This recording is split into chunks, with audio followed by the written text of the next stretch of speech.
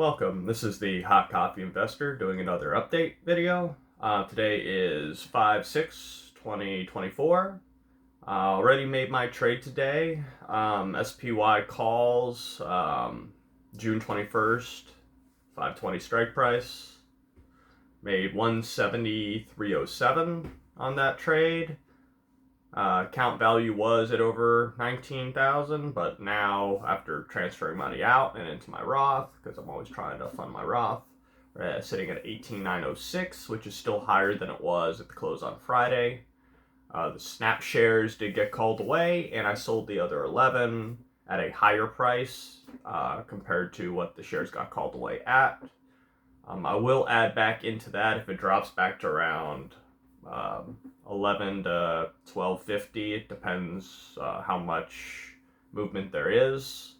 But currently looking at Paramount because the call premium's at 2.6% at the moment. So I might be moving the money into that for a little while. It all depends. I'm still considering. They have a dividend coming up next month, I think. But I'm not really interested in their dividend. Their dividend yield's not very good. It used to be. It's not very good anymore. What else happened? Sold the Pfizer calls again this morning. I got $2. Currently, it's at $4 to $5. I sold $29 of the $29.50 I was looking for, which is fine. $29.50 premium wasn't there, so I took the 29. Pfizer's now sitting at, remember it was sitting at like 6% or something like that on Thursday or Friday. Now my negative equity on it's 3.49% at this exact moment.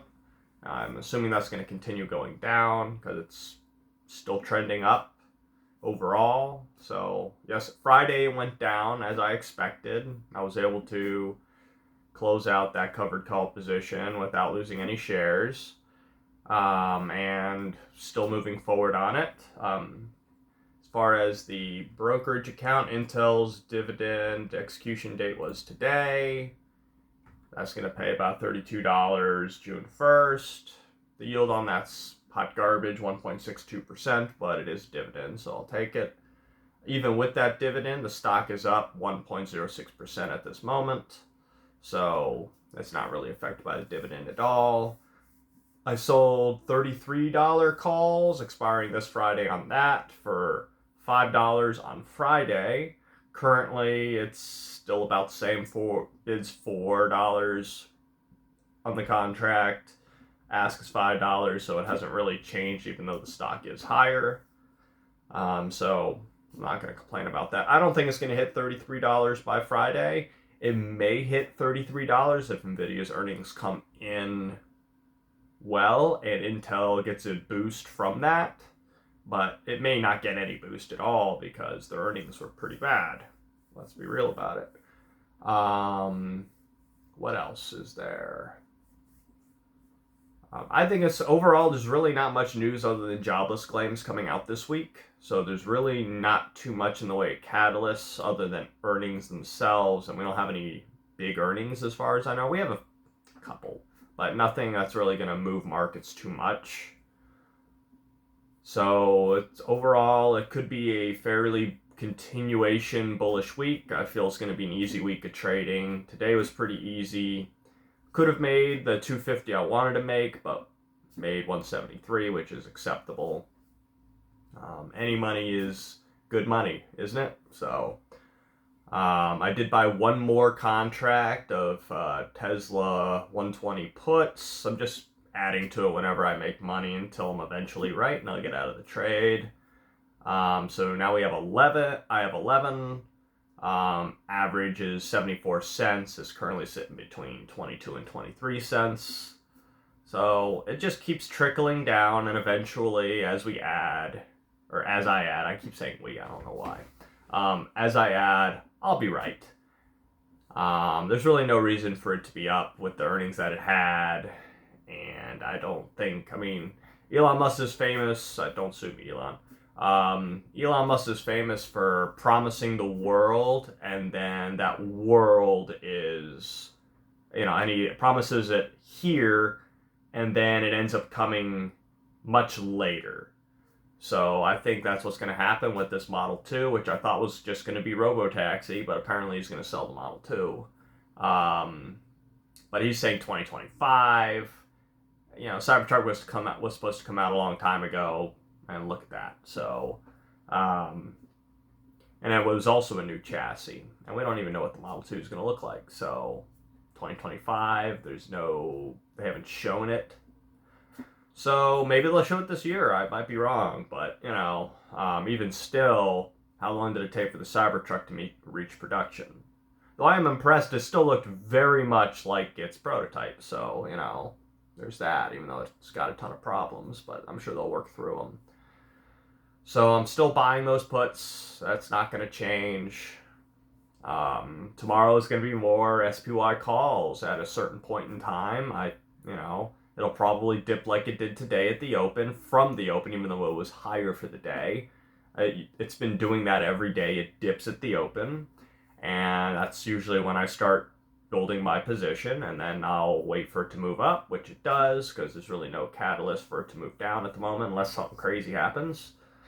And then I'll sell at a profit, and I'll continue to do that. And if I'm wrong on the day, as long as it doesn't move too far and I don't see a reason for it, I'll hold it till the next day and hopefully make money that day. So once again, this is the Hot Coffee Investor. I hope y'all had good fortune today. I'm sorry I didn't make a pre-market video today. It was only not an aftermarket, but like after trade day. So you weren't able to trade with me at all, but tomorrow I'm going to be looking still at the 520 calls. I may switch to 515 depending upon where the S&P is, but at the moment it's 520. I'll probably do a pre-market tomorrow if anything changes, or just to say what I'm going to trade, and then maybe y'all can trade with me or not. Obviously I won't do it live. I don't do that, at least not yet. It's really hard to trade live when I can't show data because Fidelity has my account number everywhere, so it's really difficult for me to, do a live, unedited, unscripted video like I like to do.